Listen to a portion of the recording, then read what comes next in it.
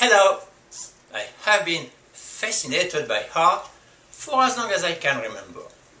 For that reason, I invite you to discover the life and work of one of my favorite artists, the French-American Marcel Duchamp. Since on my part, knowledge goes hand in hand with sharing, I bring to you a series of lectures regarding this artist.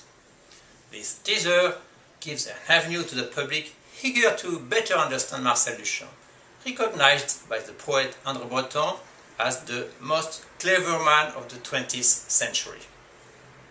In order to better know the life context of Marcel Duchamp, we will travel to France, his birthplace, and where he passed away, to the States where he became famous, and to Argentina where he spent several months.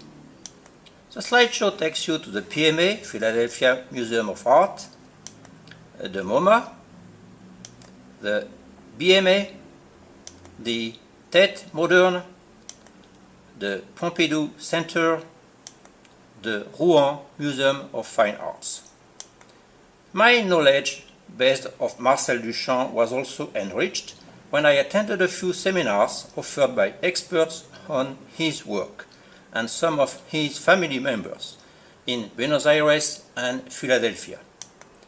To produce this teaser, the whole was complemented through extensive readings, biographies, scholars' theses, and reviews of his work. Before going on deeper into the subject, I must tell you that bearing the name of Marc DUBOIS, Marcel Duchamp's name always sounded quite to me. Isn't it indeed fate that makes us sharing the first syllables of our Christian and family names? The fate that he had so much fun canning it in this work named Trois stoppages et talons. The most interesting aspect of Marcel Duchamp rests in his philosophy of life, which leads him to declare retrospectively, I wanted to use art in order to try to shape my life as a work of art, instead of spending my life making works of art. With this philosophy, he has divorced himself from the mass production of some contemporary artists who rely on assistants to produce factory work. Marcel Duchamp was vehement about such practice and reported to an American journalist, in Paris, we have an inflation of paintings. The painters are selling their goods as if it were spaghettis. Another of Marcel Duchamp's strengths is the multiplicity of his artistic skills in various disciplines, such as a draughtsman drawing for satirical reviews during his Bohemian period in Montmartre, a painter, even if he gave up painting when he was 26 years old after having reached his plenitude as a painter with his masterpiece, the nude descending a staircase. A librarian at the Sainte Geneviève Library, which left him a lot of spare time to read and work on the large glass. I have been an assiduous reader in this library when I was attending the university located on the same Panthéon Place. A creator of the ready-mades, the most well-known being the bicycle wheel, which original has been lost and of which this is a replica. And also a personal interpretation that I, by respect to the author, certified not corresponding. An editor with his boîte en valise, where one can feel his creativity with the invention of this portable museum that fitted so well with his nomadic way of life. A chess player, which he learned as a youngster alongside his two older brothers and played throughout his life.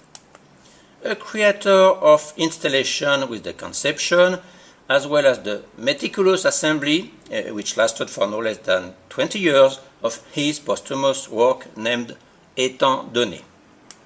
An art dealer, most specifically for his dear friend the sculptor Brancusi, whose work he launched on the American market.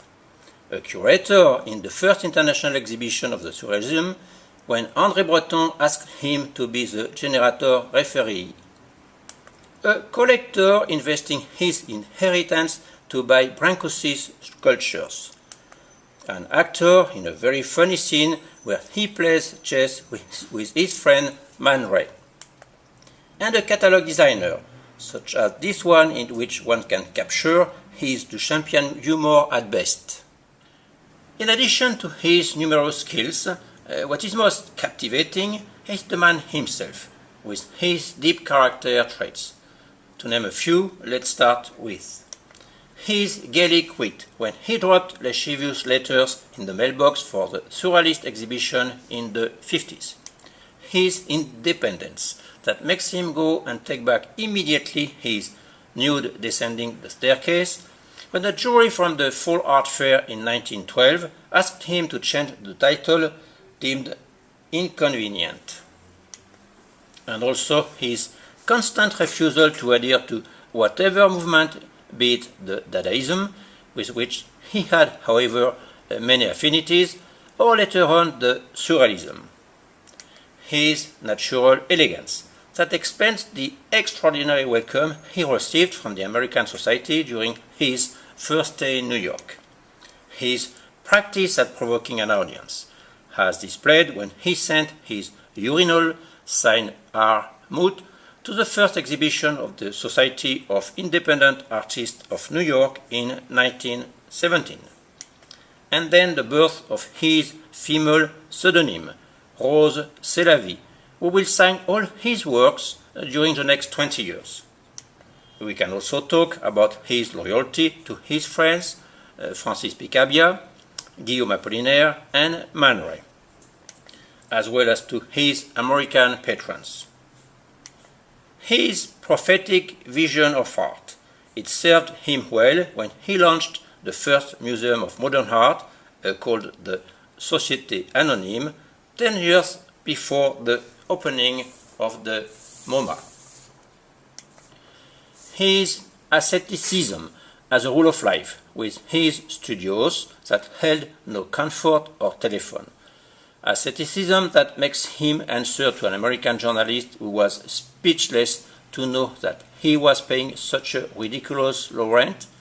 My capital is time, not money.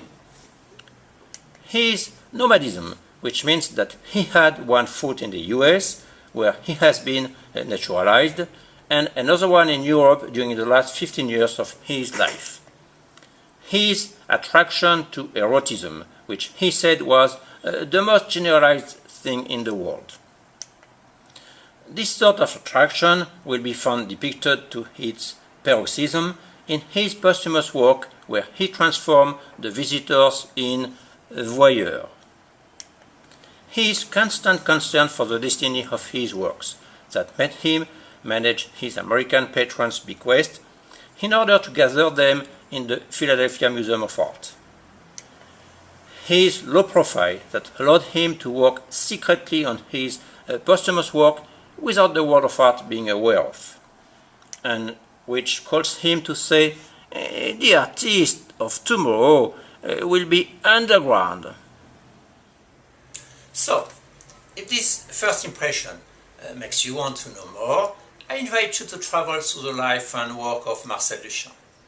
This travel from the Butte Montmartre to the Greenwich Village and from the village to Montparnasse is actually a testimony on the extraordinary vitality of the intellectual as well as artistic life of the first half of the 20th century, from both sides of the Atlantic. And paraphrasing the cable which Marcel Duchamp sent to his friend Francis Picabia when he knew that he had passed away, let me tell you, see you soon!